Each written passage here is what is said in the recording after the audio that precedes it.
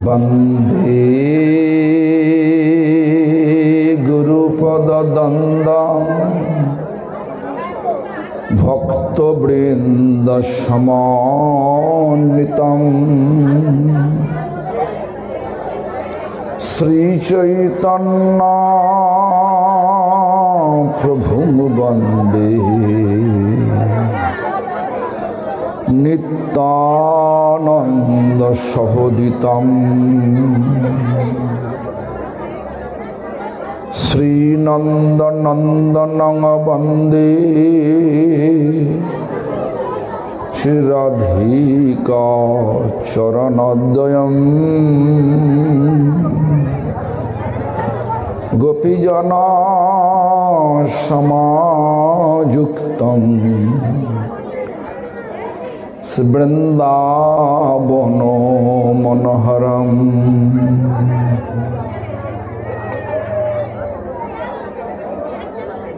भक्ति प्रमोदाखो पुरीमुषित्वा भक्ति प्रमोदाखो पुरीमुपासो भक्ति प्रमोदाखो पुरीं प्रणम्य भक्ति प्रमोदं लभते जनवै। नमो विष्णुपादाय कृष्णपृष्ठाय भूतले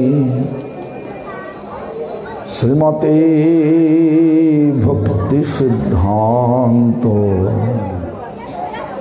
सरस्वती नामिने शिवार्षभानवि देवी दयितायो कृपावधि कृष्ण संबंध विज्ञान दयिने प्रभवे नमः।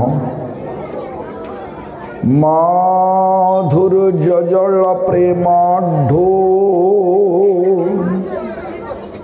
शिरूपानुग भक्तिदा गौरो करुणा शक्ति विग्रहाय नमस्तुते। नमस्ते गौरवाणी श्रीमूर्तये दीनतारिणी रूपानुग विरुद्ध अपशुद्धान्तो धान्तो हारिणी। नमः गौरकिशोराय साक्षाद वैराग्यमूर्तये विप्रलम्भार संबोधे पदम्बुजयते नमः। नमो भक्ति विनोदाय सच्चिदानन्दनामिने गौरशक्ति स्वरूपाय रूपानुगवरायते गौराविर्भाव भूमिष्ठं निर्दिष्टा सज्जना प्रियः वैष्णव सार्वभौम श्री जगन्नाथाय ते नमः। वंशाकल्पतरुभ्यश्च कृपा सिन्धुभ्यैव च पतितानां पावनेभ्यो वैष्णवेभ्यो नमो नमः। शङ्कर्षणकारणतयोषायि गर्भोदशोच पयविधीशायि शेषश्च यशांशकाला सनित्यानन्दकरं शरणं ममस्तु।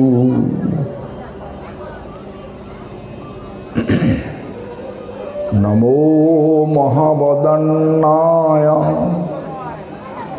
कृष्ण प्रेम प्रदायते कृष्णाय कृष्ण चैतन्य नाम्ने गौरतीसे नमः।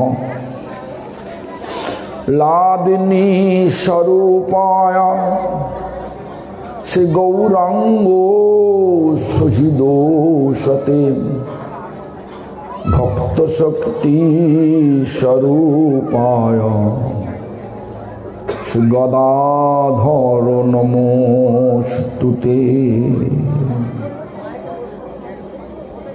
पंचतत्वात्मकं कृष्णं भक्तरूप स्वरूपकं भक्तावतारं भक्ताक्षं नमामि भक्तशक्तिकम्। नमस्ते तु हलग्राम नमस्ते मुसलाउधो नमस्ते रेवतीकांत नमस्ते भक्तवत्सल नमस्ते बलिनां श्रेष्ठ नमस्ते धरणीधर प्रलम्बारे नमस्ते तु त्राहि मां कृष्ण पूर्वज। हे कृष्ण करुणा सिंधु दीनबंधु जगत्पति गोपेश गोपिका कांत राधाकांत नमोस्तुते। तप्त कांचन गौरांगी राधे वृंदावनेश्वरी वृषभानुसुते देवी प्रणमामि हरिप्रिये। वृंदावई तुलसी देवई प्रियाय केशवस्य च विष्णु भक्ति पदे देवी सत्यवत्तई नमो नमः। भज श्री कृष्ण चैतन्य प्रभु नित्यानंद श्री अद्वैत गदाधर शिवासादि गौर भक्त वृंद। हरे कृष्ण कृष्ण कृष्ण हरे हरे हरे राम राम राम हरे हरे। हरे कृष्ण कृष्ण कृष्ण हरे हरे हरे राम राम राम हरे हरे। हरे कृष्ण कृष्ण कृष्ण हरे हरे हरे राम राम राम हरे हरे। सर्वाग्रे श्री भगवानेर अभिन्न प्रकाश विग्रह भगवद ज्ञान प्रदाता भगवानेर सेवाय अधिकार प्रदानकारी गोपीनाथ गौड़ीय मठ प्रतिष्ठानेर प्रतिष्ठाता श्रील गुरुदेव नित्यलीला प्रविष्टो विष्णुपाद स्तोत्र शत श्री श्रीमद भक्ति प्रमोद पुरी गोस्वामी ठाकुर परम गुरुपाद पद्म समग्र विश्वे गौड़ीय मठ प्रतिष्ठानेर मूल प्रतिष्ठाता नित्यलीला प्रविष्ट शिल प्रभुपाद भक्ति सिद्धांत सरस्वती गोस्वामी ठाकुर परमश्री गुरुपाद पद्मो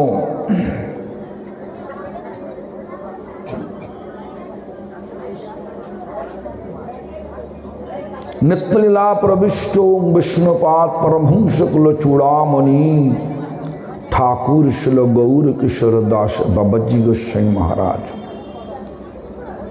भक्तिर भगीरथ नित्यलीला प्रविष्टो ओम विष्णुपाद सच्चिदानंद शील भक्ति विनोद ठाकुर तथा सम्प्रदाय द्वारा नियुक्त सकल आचार्यवृंद और शुद्ध भक्तवृंद सकलेर श्रीपाद पद्मे जानाई दंडवत प्रणाम सकले आमार प्रति प्रसन्न हो सभाय उपस्थित भक्ति प्रमोद गोविंद महाराज भक्ति प्रमोद विष्णु महाराज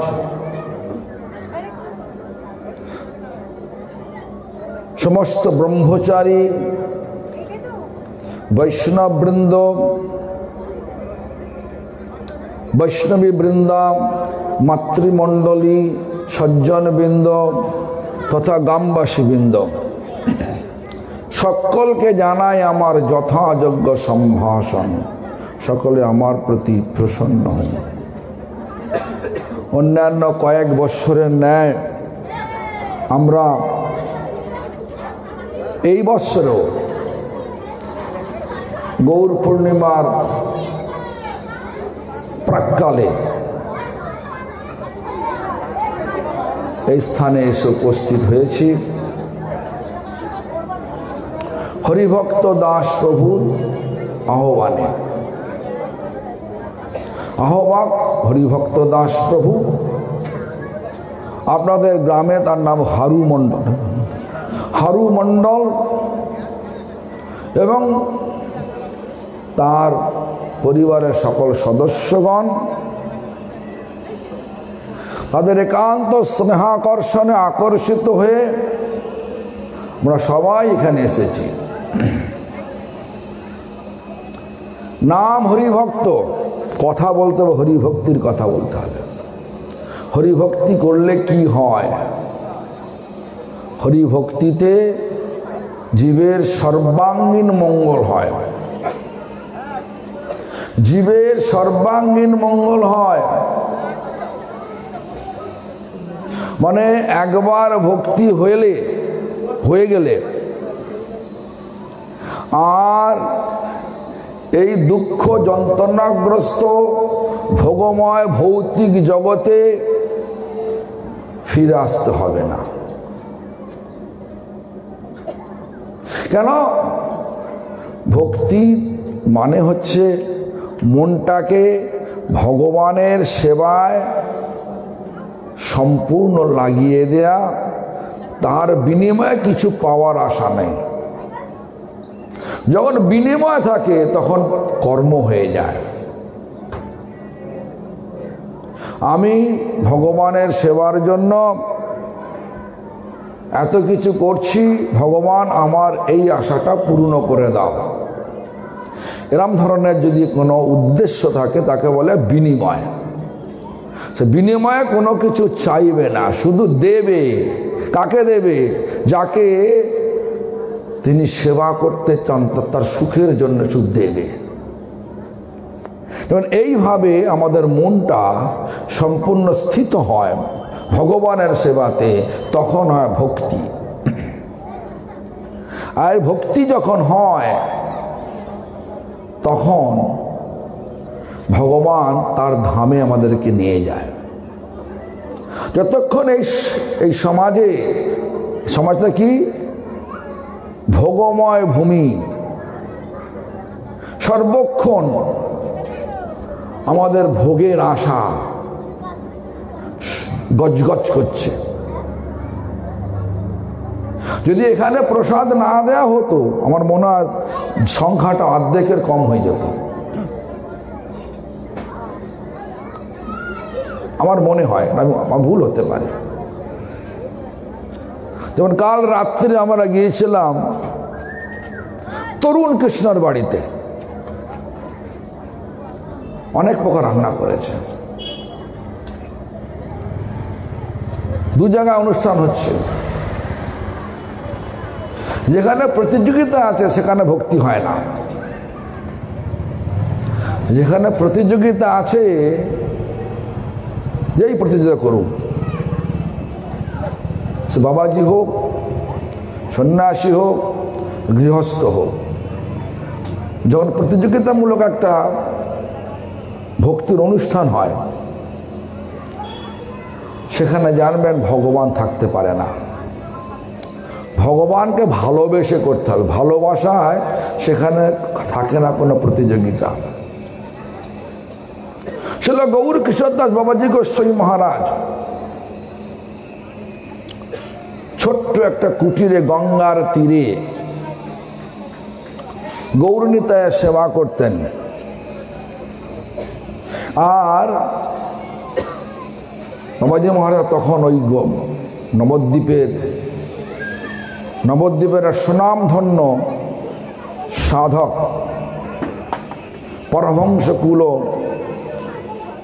পরমহংসকুলে উত্তীর্ণ এক মহাপুরুষ, নবদ্বীপবাসী সকলের মনকে আকৃষ্ট করে। যেরকম ধরনের হরিদাস ঠাকুর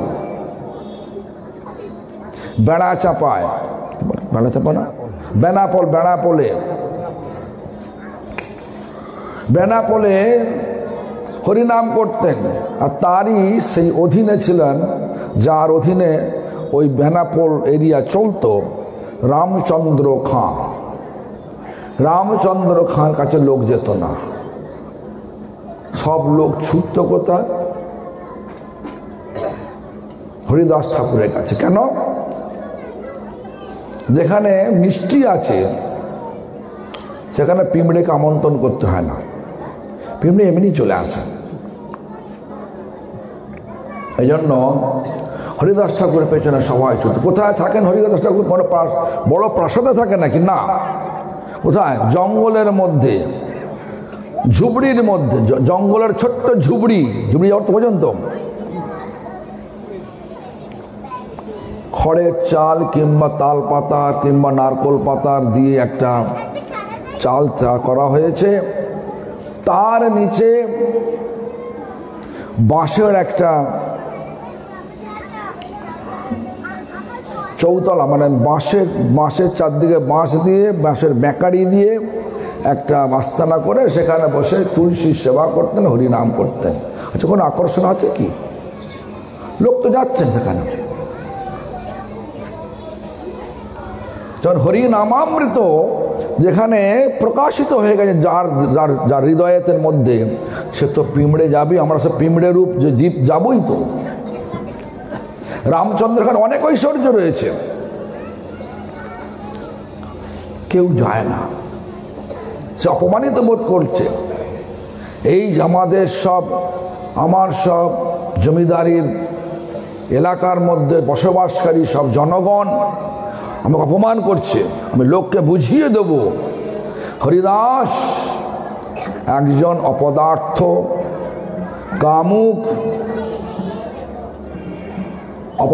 কামুক ব্যক্তি। সেজন্য তিনি ঠিক করলেন কাকে? লক্ষ্মীদাকে ঠিক করলেন।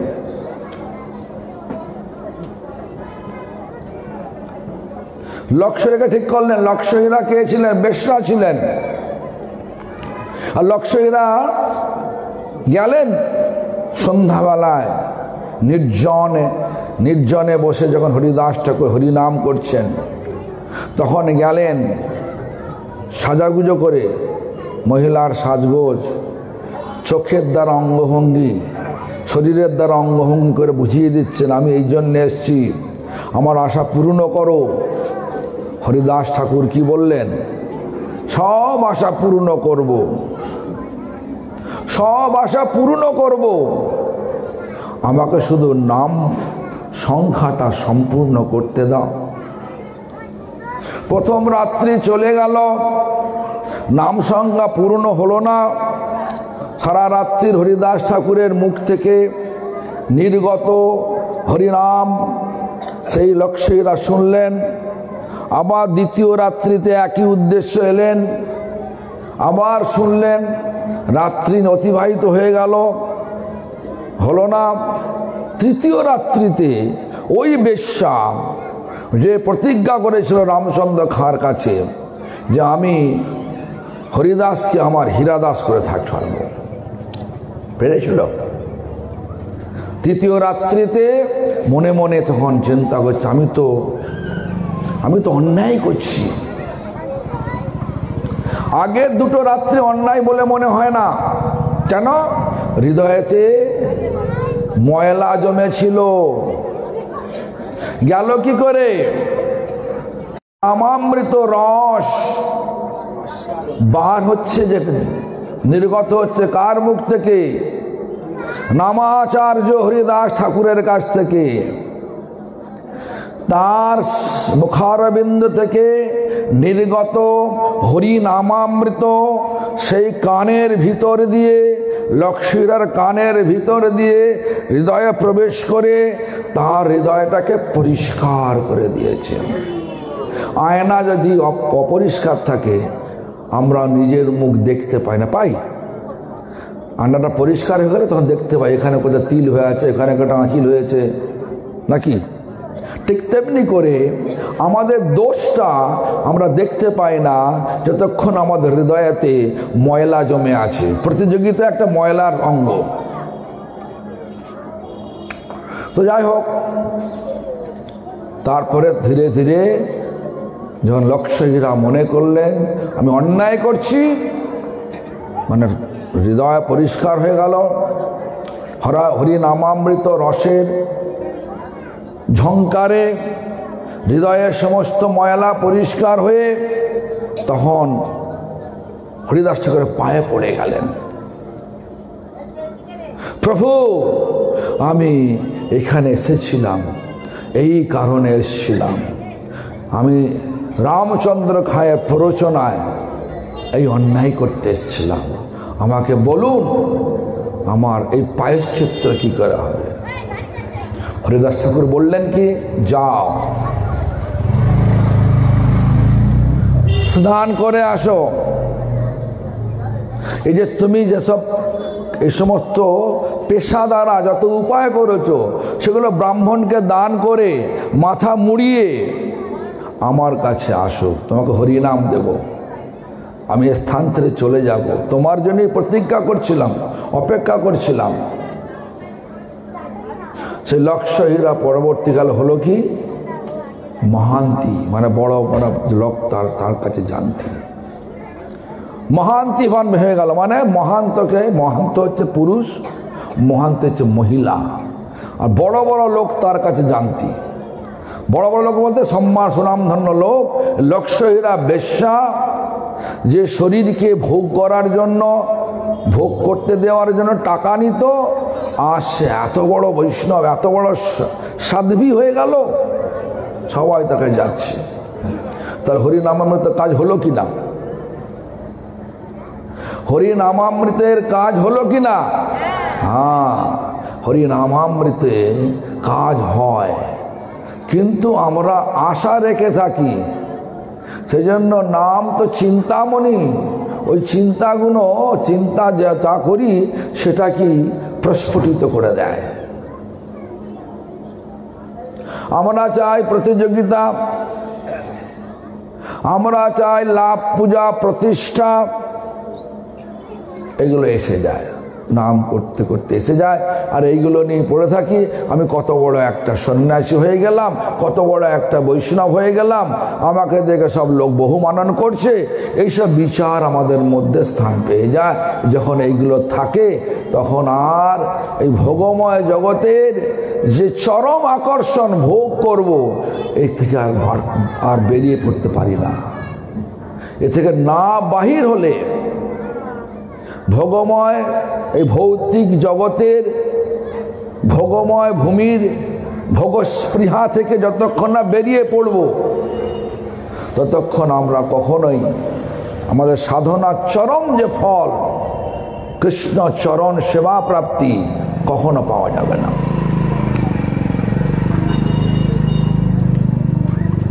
তাই হরিদাস ঠাকুর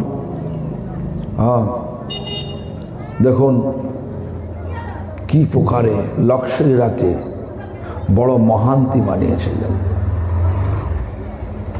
আপনারা সকলেই হতে পারেন, ভগবানের মধ্যে বিশ্বাস রেখে। ভগবানের বিশ্বাস মানে ভক্তিতে বিশ্বাস রেখে। যার ভক্তিতে বিশ্বাস আসে তার ভগবানেতে বিশ্বাস থাকবেই থাকবে। আমরা করি ভক্তি, কিন্তু কর্মময় কর্মযুক্ত ভক্তি করে ফেলি।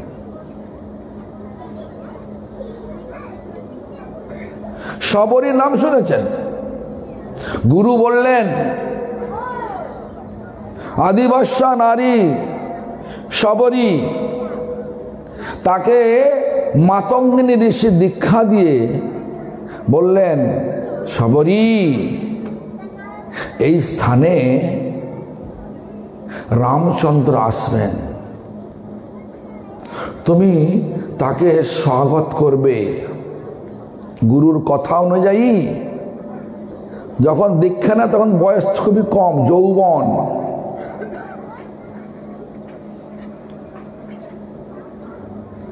তারপরে বৃদ্ধা হয়ে গেছেন। প্রত্যেক দিন জঙ্গল থেকে ফুল নিয়ে আসে, জঙ্গল থেকে বের ফল মানে কুল ফল নিয়ে আসে, বিভিন্ন ফল নিয়ে আসে, আর ফুলগুলো রাস্তায় ছড়িয়ে দেয়, আর প্রতীক্ষা করে মানে অপেক্ষা করে থাকে কখন রামচন্দ্র আসবেন। আর আমরা যদি হরিনাম 1 বছর করলাম, যদি ভগবান মানে উপলব্ধি না হলো, তো রাখ তোর হরিনাম, নাকি? এই ভাব নিলে হবে না। ভক্তিতে বিশ্বাস রাখতে হবে।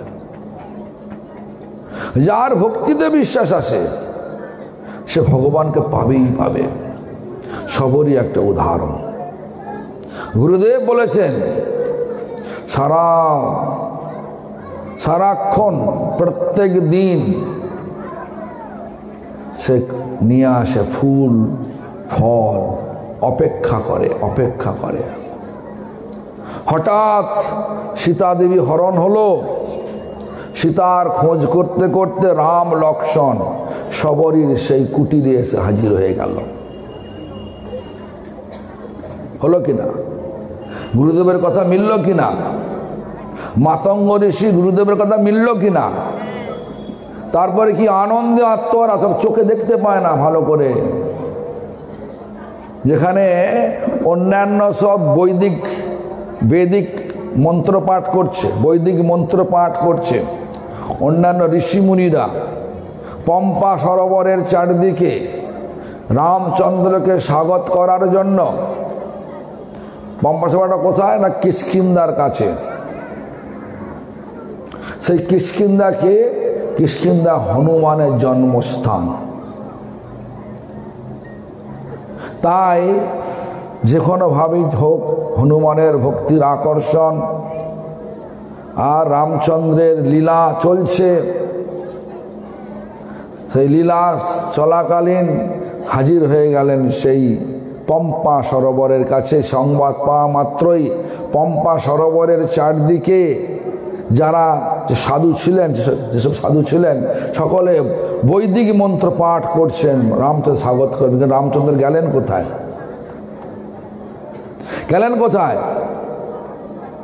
চলে গেলেন শবরীর কুটিরে, যেখানে কোনো আড়ম্বর নেই। সেই জন্য ভক্তিতে ভগবান আছেন। যেখানে দেখানোর জন্য কিছু করা হয়, লোক দেখিয়ে কিছু করা হয়, সেখানে ভক্তি কতটা আছে না আছে সন্দেহ আছে। বড় মন্দির করলাম, খুব করে সাজালাম ভগবানকে, কেন না আমার ভালো লাগে, আর লোক আসবে, লোক আসলে আমার ভালো লাগে।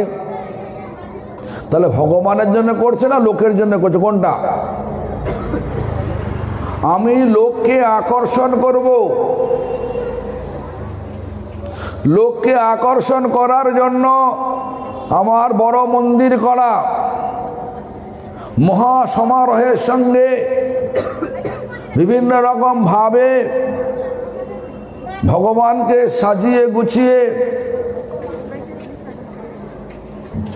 লোকের মনকে জয় করা, লোকের ভিড় বাড়ানো।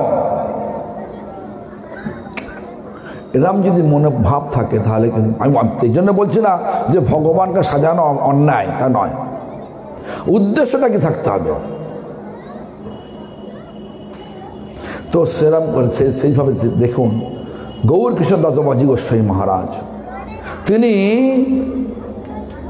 তিনি ছোট্ট একটা কুটিরের মধ্যে গঙ্গার তীরে গৌর নিত্যানন্দকে নিজের মতো করে সেবা করেন। লোক তো গৌর কৃষ্ণদাস বাবাজি মহারাজকে জানেন, তিনি একজন মহাজন,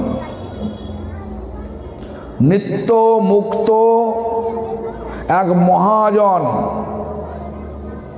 গৌর কৃষ্ণদাস বাবাজি মহারাজ যদি কাকে বলে তাকে দাও, একবার সবাই সিদ্ধহস্ত তাকে দেওয়ার জন্য কিছু, কিন্তু নেয় না তো।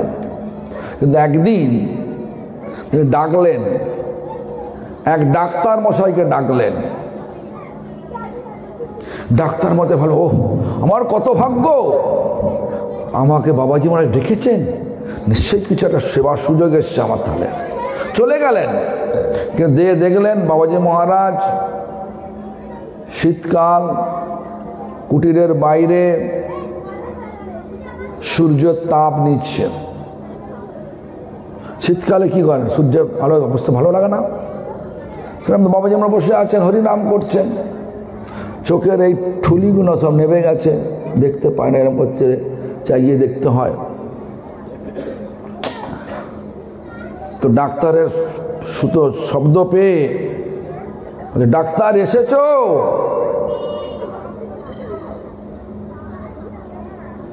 আমার এই গৌর নিত্যায়ের জ্বর হয়েছে, দেখো তো অসুস্থ হয়েছে, দেখে আসো। আরে গৌর নিত্যায় তো তৈরি, তো নিম কাঠের তৈরি, ওর জ্বর হয় নাকি তাই বিশ্বাস করেন? হ্যাঁ, তাই দেখুন ডাক্তারের বিশ্বাস হচ্ছে না, চুপচাপ দাঁড়িয়ে আছে, আর তো কিছু বলেননি। খানিকক্ষণ পরে চোখ রাম থেকে, এই ডাক্তার, তো বললাম যাও, দেখেছো, যাও। তো ডাক্তার তো আশ্চর্য হলেন, প্রথমে দেখলেন বাবাজি মা বসে আছেন, ভালো আছে, বাবাজি মা বলছে আমার গৌর নিতায় জ্বর হয়েছে, হয় নাকি তাই? তাই বাবাজি ডাক্তার দাঁড়িয়েছিলেন, যখন আমার যখন ধমক দিলেন তখন ডাক্তার ভেতরে ঢুকলেন, দেখলেন সত্যি করে তো জ্বর হয়েছে, নিতাই করে জ্বর হয়েছে। ডাক্তার আশ্চর্য হয়, কাঠের মূর্তির এত গরম। তখন বেরিয়ে এলেন, হে ডাক্তার কি দেখলে? জ্বর হয়েছে, ওষুধ দিয়ে যাও, কালকে এসে আবার দেখবে। যেখানে ভক্তি আছে সেখানেই ভগবান আছে। যেখানে ভক্তি আছে সেখানে লোক দেখানোর জন্য কিছু করতে নেই, জানো? আপন ভজন কথা না কইও যথা তথা। নিজের ভজন, নিজের ভক্তির যে আস্বাদন, যারা সকলকে দেবার জন্য, দেখানোর জন্য ব্যস্ত, জানবেন যে তাদের মধ্যে কোনো গন্ডগোল আছে। তাই জন্য প্রতিযোগিতা ভালো না, প্রতিযোগিতা ভক্তি হয় না।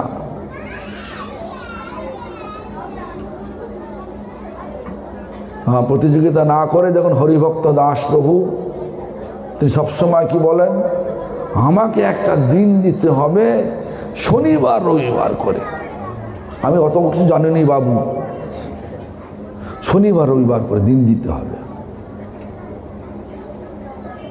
তা আজ কি বার? শনিবার। আমাদের যে পরিচালক ভক্তি প্রমোদ বিষ্ণু মহারাজ, তিনি সেই শনিবারই দিন দিয়েছেন। হ্যাঁ, তো যাই হোক, এইভাবে আমরা এখানে এসে উপস্থিত হচ্ছি প্রত্যেক কয়েক বছর, বেশ কয়েক বছর হয়ে গেল। আর আমাদের উদ্দেশ্য কিন্তু একটাই, ভক্তি যাজন করা, ভক্তি যাজন করা, ভক্তি সাধনা করা। ভক্তি মানে কি? ভক্তি মানে হচ্ছে ভগবানের সুখের জন্য সব কিছু করা। ভগবানের সুখ কিসে হয়? ভগবানের অতি সহজেই সুখ হয় যদি বৈষ্ণব সেবা করা যায়। বৈষ্ণব সেবা করা যায়। কারা বৈষ্ণব? যদি বলা যায় কারা বৈষ্ণব, কে বৈষ্ণব? চৈতন্য মহাপ্রভু আমাদেরকে শিক্ষা দিয়ে বললেন, যিনি হরিনাম করেন তিনি বৈষ্ণব। তাহলে আপনারা হরিনাম করেন তো? কারা হরিনাম করে হাত তুলে দেখান তো, এই কজন মাত্র। হ্যাঁ, তাহলে যখন সকলেই হাত তুলেছেন, সকলেই বৈষ্ণব।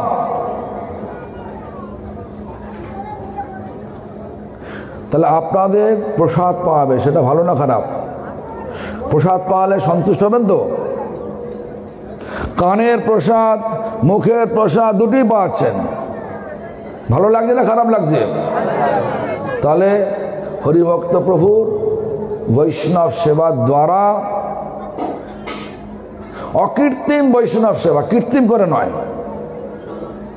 এই আপনাদের পালাম, আমাকে ভোট দাও, এরকম কিছু নয়, আমাকে সব সমর্থন করে, এরকম কিছু নেই। এর উদ্দেশ্য আছে, কিছু বলছে হরিভক্ত দাস প্রভু কি বলেন? আমি দেখি প্রতি বর্ষে যেন আসেন বাবা, ও ছেলে সুবর্ণ, আর মেজর ছেলেটার নাম কি জানে জানি না, শ্যামল, সব বলছে, কত হাসি মুখে আমাকে বলছে, সকলকে ডাকছেন। উদ্দেশ্য কিছু তো নেই। তো এই যে মানে ভগবানের সুখ বলা, ভগবানকে সুখ দেওয়াটাকে বলা ভক্তি। তা এই ধরনের বৈষ্ণব সেবা করলে, বৈষ্ণবকে ডেকে এনে ভগবান চৈতন্য মহাপ্রভুর প্রথা অনুযায়ী প্রতি ঘরে ঘরে গিয়ে করো এই ভিক্ষা, বলো কৃষ্ণ, ভজ কৃষ্ণ, করো কৃষ্ণ শিক্ষা, এটাকে স্থাপন করার জন্য এই সভার আগে আমরা সকলে গিয়েছিলাম এই পাড়াতে, সবাই মিলে গেলাম নগর সংকীর্তন করতে করতে।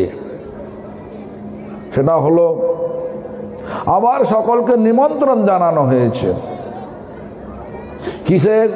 হরি কথা শুনে, আবার তা হরির প্রসাদ মুখে পেয়ে, কান দিয়ে শুনবে, মুখ দিয়ে পাবে। এটা ভালো লাগে না খারাপ লাগে আপনাদের? তাহলে আপনারা সন্তুষ্ট তো হরিভক্ত প্রভুর কাছে? সন্তুষ্ট তো নাকি? তাহলে ওনার হরিভক্ত দাস নামটা সার্থক হলো কি না? তা বৈষ্ণব সেবায় যেমন শাস্ত্র বলছেন, ভগবান বলছেন, মদ ভক্তা পূজ্যাধিকাহা, আমার ভক্তের পূজার অগ্রাধিকার, অগ্রাধিকার মানে আগে করতে হবে।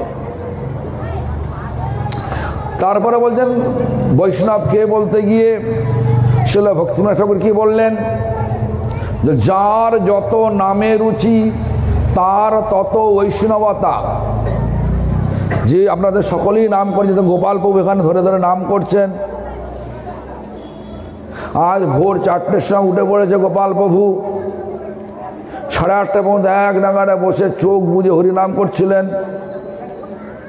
আপনারা সকলেই 4টের সময় উঠেছেন নিশ্চয়ই, সকলেই হরিনাম করছেন। তাহলে আপনারা সকলেই বৈষ্ণব, ভক্তি ঠাকুরের ভাষা, যার যত নামে রুচি তার তত বৈষ্ণবতা।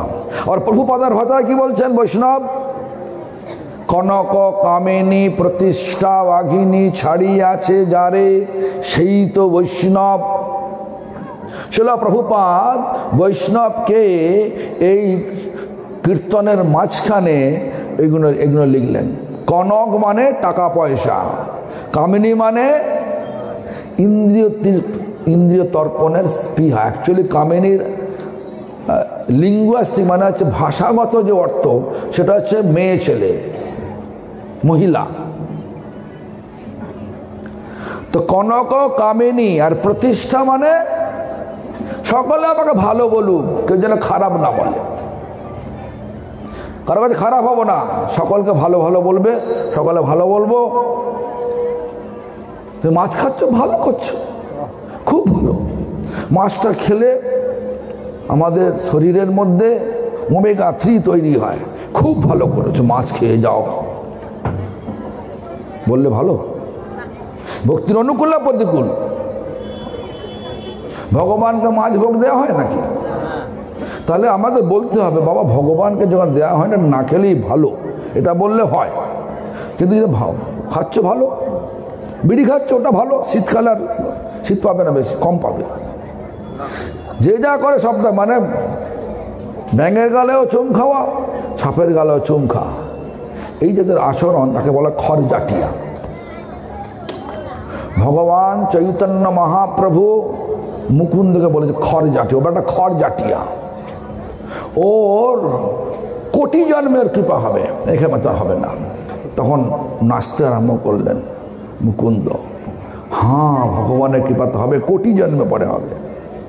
আর আমাদের যদি এক বছর পরে হরিনাম করে কিছু না হয়, দুর্বলতার নাম রাখ নাকি?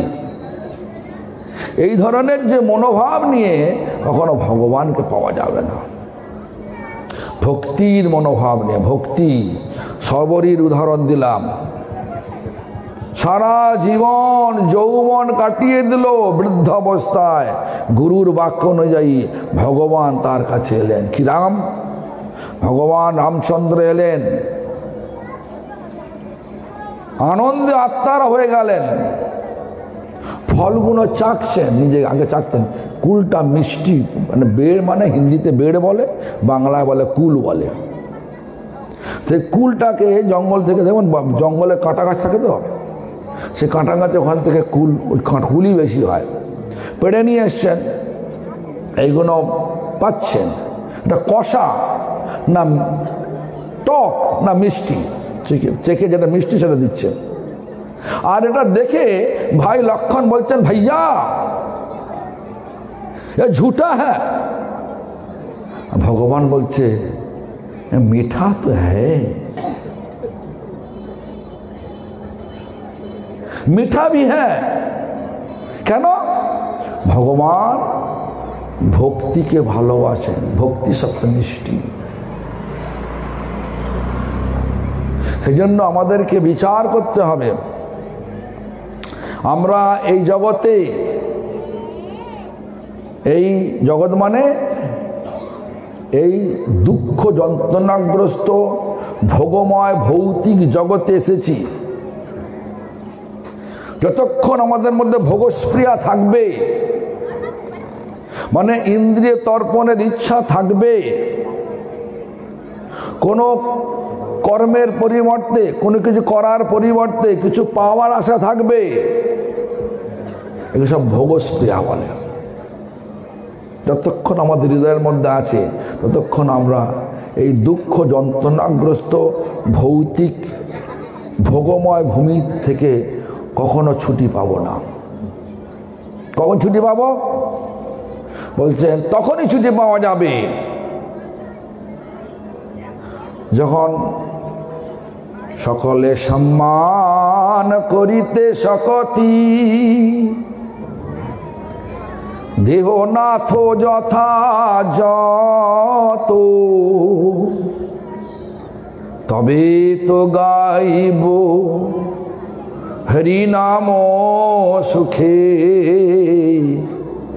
অপরাধ হবে হত, অপরাধ চলে যাবে, কোনো কিছু আজ পাওয়ার চাওয়া পাওয়া থাকবে না। হে ভগবান, আপনি আমাকে শুধু সেবা দিন। আমি একটা ছোট্ট কথা বলি, সমাপ্ত করে দেব। শিল প্রভুপাদ ভক্তি সিদ্ধান্ত সরস্বতী গোস্বামী ঠাকুর, আমার পরম গুরুদেব, তিনি এক সময় হয়গ্রীব দাস ব্রহ্মচারী, যিনি পরবর্তীকালে ভক্তিদ্বৈত মাধব গোস্বামী ঠাকুর নামে প্রসিদ্ধ হয়েছিলেন, শ্রী চৈতন্য গৌড়ীয় মঠ প্রতিষ্ঠানের প্রতিষ্ঠাতা। তাকে জিজ্ঞাসা করেন, হয়গ্রীব, তোমার সব থেকে কি ভালো লাগে? যদি আজকে শিল প্রভুপাদ এখানে প্রকটিত হয়ে আমাদের সকলকে জিজ্ঞাসা করে যে তোমার সব থেকে কি ভালো লাগে, আমরা কি বলবো? আমরা বলবো, প্রভুপাদ আমাকে ভালো মন্দির করে দেন। কিন্তু দেখো, প্রভুপাদ তিনটে জিনিসকে খুব ঘৃণা করতেন। তিনটে জিনিস কি? বেশজীবী, বিগ্রহজীবী আর ভাগবতজীবী। জানেন অর্থ? জানেন? যারা বেশকে অবলম্বন করে নিজের জীবিকা অর্জন করেন, জীবিকা নির্বাহ করেন। আমি বলছি, একটা উদাহরণ দিচ্ছি। একজন ব্যক্তি, নাম বলবো না, ব্রহ্মচারী, সে যে বলছে, মহারাজ এই চৈতন্য মঠের পাশে ভক্তিস্বরূপ তীর্থ মহারাজের মঠ আছে, তীর্থময় থাকেন না, সেখানে আজকে উৎসব, যদি সন্ন্যাসী হয়ে যায় তোরা 5,000 টাকা প্রণামী দেবে। আর যদি লাল কাপড় পরে যায় তাহলে 2,000 টাকা প্রণামী পাওয়া যাবে, 2,000 টাকা প্রণামী পাওয়া যাবে। আর যদি সাদা কাপড় পরে যায় তাহলে 1,000 টাকা প্রণামী পাওয়া যাবে। কি করা যায়? সন্ন্যাসী হয়ে যান, বড় আমার কোনো বলতে হবে না, কিছু না, শুধু ওখানে গেলে একটা ভিডিও দেখাবে, সেখানে তীর্থ মহারাজের সব রেকর্ড চালাবেন, তীর্থ মহারাজের কথা বলছেন। তীর্থ মানে ভক্তিস্বরূপ তীর্থ মহারাজ, বাগবাজার গৌড়ীয় মঠের শিষ্য, ভক্তিস্বরূপ ভাগবত গোস্বামী মহারাজের শিষ্য। যা হোক, যে কোনো প্রকারই হোক, এখন তিনি বিদেশে থাকেন, বিদেশে থেকে তিনি ওই সমস্ত টিভি স্ক্রিনের দ্বারা মানে রেকর্ড করে সব প্রচার করে তার শিষ্যরা। এই যে মনোভাব, শুধু আমি এখানে বলছি না, মায়াপুরে বলছি না, বৃন্দাবনে দেখেছি একই জিনিস। বেশকে অবলম্বন করে সন্ন্যাসী হলে আগে প্রসাদ পাওয়া যাবে, মোটা প্রণামী পাওয়া যাবে, এই যদি উদ্দেশ্য থাকে, প্রচার করা, সন্ন্যাসীর উদ্দেশ্য প্রচার করা, যদি প্রচারটা লোপ পেয়ে গেল, শুধু এইগুলো রয়ে গেল, তাকে বলে জীবিকা নির্বাহের জন্য বেশ নেওয়া। সন্ন্যাসী বেশে নয়, সন্ন্যাসী ব্যবহারে। কেন? রাবণ কোন বেশ পড়ে সীতাকে হরণ করেছিলেন? সে যাই হোক, ছায়াসিত হোক, হরণ করেছেন কিসে? কোন বেশ পড়ে? রাজবেশ পড়ে,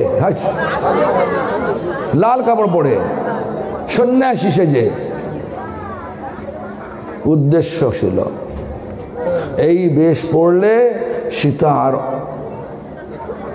আর অবজ্ঞা করবে না, আমার সেই লক্ষণের গণ্ডি পেরিয়ে আমাকে দিতে আসবে, অভিনয় করে হরণ করে চলে। তাহলে সীতাকে আপনি, বেশ তো ছিল সাধু, সাধু বলবেন?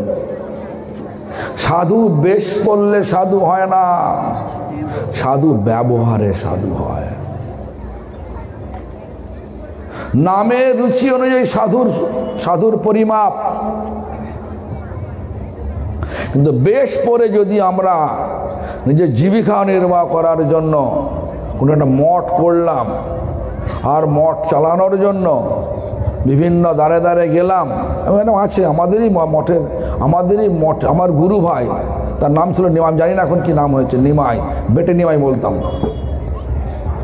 বেটে নিমাই বলতাম। বারাসাতে ওখানে থাকতো ঘর ভাড়া করে। দেখতাম যে কি বিল ছাপিয়েছে গোপীনাথ গৌরী মঠ, আমি জানতাম না, আমি কালেকশন করে একটা ঘর ভাড়া নিয়েছে। কি পরিস্থিতি! প্রভুপাদ যেটা বলে গেছেন, আমি বেশজীবীকে ঘৃণা করি, তারপরে বিগ্রহজীবী, মন্দির করলাম, বিগ্রহ দেখালাম।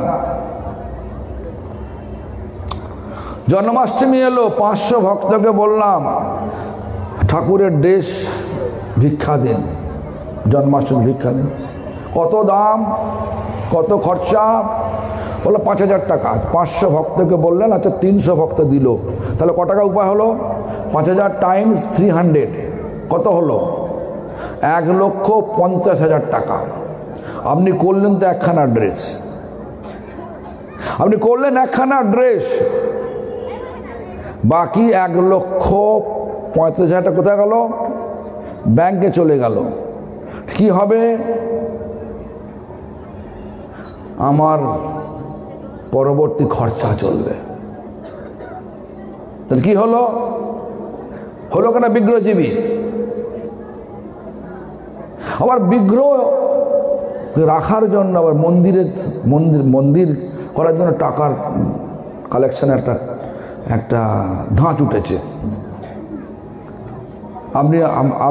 আমি আপনাকে বললাম আমি মন্দির করব, আপনার তো টাকা রয়েছে, আমি মন্দিরটা করে দেন। হ্যাঁ করে দেবো। কত টাকা খরচা? এত টাকা খরচা। আর একটা ধনাঢ্য ব্যক্তি করে আমি করে দেন। টাকা নিলাম দুধার থেকে, দুদিক থেকে টাকা নিলাম, করলাম তো একটা মন্দির। বাকি টাকা গেল কোথায়? জমি জায়গা কিনলাম, এবার আমার চলবে এটা নিয়ে। বললাম মন্দির করার জন্য, নিলাম 2 জায়গা থেকে, 3 জায়গা থেকে, 4 জায়গা, যাই হোক নিলাম। এই ধরনের এক বলে বিগ্রহকে দেখিয়ে নিজের জীবিকা নির্বাহ করার জন্য যে বৃত্তিগুলো, এটা হচ্ছে বিগ্রহজীবী।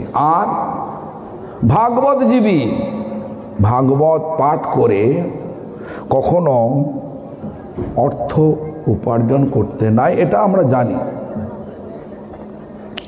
এখন কি ভয়? যান বৃন্দাবনে যান, দেখো চারদিকে ভাগবতের পোস্টার পড়ে আছে, 7 দিন পাঠ করব, 25 লক্ষ টাকা দিতে হবে। লোক ছুটছে, ভাগবত শ্রবণ করলে নাকি সব বন্ধন কেটে মুক্ত হয়ে গিয়ে একদম সে ধুন্ধুকারীর মতো পুষ্পরথ নেবে আসবে মরার সময় আর নিয়ে চলে যাবে। হয় নাকি? কোনো দেখেছেন? কিন্তু মানুষের মনে একটা অন্ধবিশ্বাস, ভাগবত পাঠ করছেন।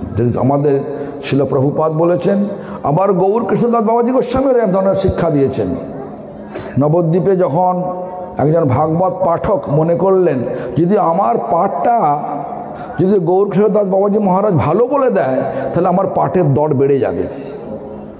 এই ভাবনা নিয়ে বাবাজি মহারাজকে নিমন্ত্রণ করে 7 দিন ধরে সমস্ত ভক্তদের নিয়ে পাঠ করলেন। আর সব ভক্তগণ এসে বলছেন, বাবাজি মহারাজ যে 7 দিন পাঠ শুনলেন, আপনি কি ভাবছেন এর সম্বন্ধে? বাবাজি অবাক হয়ে বলছে, পাঠ? কি পাঠ? ওরা বলছে ভাগবত পাঠ। না না না, কোনো ভাগবত পাঠ হয় না এখানে। আমার তো কানে শুধু বাজছে টাকা টাকা টাকা। ওই যে লোকটা বসে ওখানে ওইসব কথা বলছিল, টাকা টাকা করছিল, ওইখানে জায়গাটাকে মাটি, ওই মাটিটাকে কোদাল দিয়ে 6 ইঞ্চি কেটে ওইটা ফেলে, ওটা অশুদ্ধ হয়ে গেছে। ভাগবত পাঠ করলে অশুদ্ধ হয় নাকি? অশুদ্ধ হয়। তো এখন এই একটা চল হয়ে দাঁড়িয়েছে। এগুলো ভক্তির মতো দেখায় বটে, কি ভক্তির সংজ্ঞার সঙ্গে এই কথাগুলো, এদের আচরণগুলো মেলে না, আমাদের আচরণগুলো মেলে না। আমরা তো আসছি পয়সা নেওয়ার জন্য, চেয়ার চাই, পয়সা চাই নাকি? যদি হরিভক্ত দাস বাবু সুবর্ণ আর শ্যামল যদি বলে, বাবা আমি এখানে, আমি তোমাদের দক্ষিণা দেবো না, প্রণামী দেবো না, কেউ আসবো নাকি? আমরা আসবো? আসবে? তাহলে সাধবো না, আমি কিন্তু সাধবো না। তো যাই হোক, এই ধরনের ভক্তি, হরিভক্ত দাস। কেন? ভক্তি আছে তাই হরিভক্ত দাস। তাহলে হরিভক্ত দাসের প্রভুর আচরণ, তাদের পুত্র সন্তানদের আচরণ, আর আজকের এই প্রত্যেক বাৎসরিক সভা, এটা এক প্রকার বাৎসরিক সভা। আপনাদের কাছে পয়সা চায় নাকি? ভিক্ষা করে নাকি? করে না তো। নিজের উপার্জিত অর্থ দিয়ে ভিক্ষা করে করলেও হবে। আমরা তো ভিক্ষা করি, সেবা করি, আমরা তো উপায় করি না। যদি ভিক্ষাও করে দিলে এই অনুষ্ঠান করে থাকে তাহলেও হবে। তো যাই হোক, আজকের এই অনুষ্ঠান সম্পূর্ণ বৈষ্ণব সুখের জন্য, আমাদের বৈষ্ণব সেবা দেব, আপনারা সকলে আসুন। এটাই ভিতরে বলেছেন তো, বৈষ্ণব সেবা দেব, আপনারা সকলে আসুন। কোনো মানে এই জন্য এসেছেন, প্রসাদ পাচ্ছেন, আমরা রেট দিন বলেছেন নাকি? একটা প্লেট নেবেন 100 টাকা বলেছেন নাকি? বিনা পয়সায়। তাহলে সেবা হচ্ছে কিনা হরিভক্ত দাসের? আপনারা সকলে হরিভক্ত দাসের এখানে এসেছেন, সেবায় থাকুন, সেবা নিন, আর তাই পরিবারকে আশীর্বাদ করুন 2 হাত তুলে, যে যেন প্রত্যেক বৎসর আবহমান কাল ধরে যেন করতে পারে। মানে প্রত্যেক বৎসরের একদিন যেন এটা করলে কি হয় না, হরিভক্তির বিকাশ ঘটে।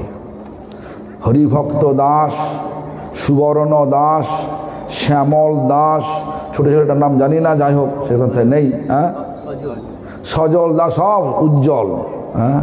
যা সকলের মঙ্গল হোক, তাদের পত্নীদের মঙ্গল হোক। তো এই বিচার নিয়ে আপনারা সকলে হাত তুলে একবার মহামন্ত্র উচ্চস্বরে করে দিন, কৃষ্ণ হরে কৃষ্ণ, কৃষ্ণ হরে হরে, হরে রাম হরে রাম, রাম।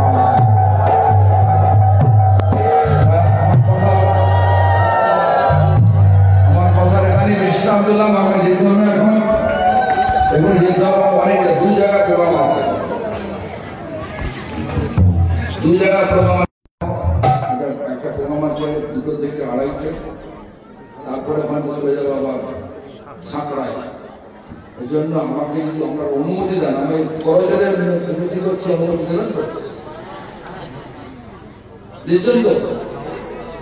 তাই সকলের কাছে আমার অনুরোধ, আপনারা আমার অপরাধ দেবেন না। আপনাদের আগ্রহ দেখে বলতে ইচ্ছা করলেও আমার অবস্থা সেরকম ধরনের নেই, আমার যেতে হবে, আমি ক্ষমা প্রার্থী। হরে কৃষ্ণ। এখানে বাউল কীর্তন উদ্ধব প্রভু, তারপরে আমাদের কি প্রভু আছে, এখানে কথা বলবেন।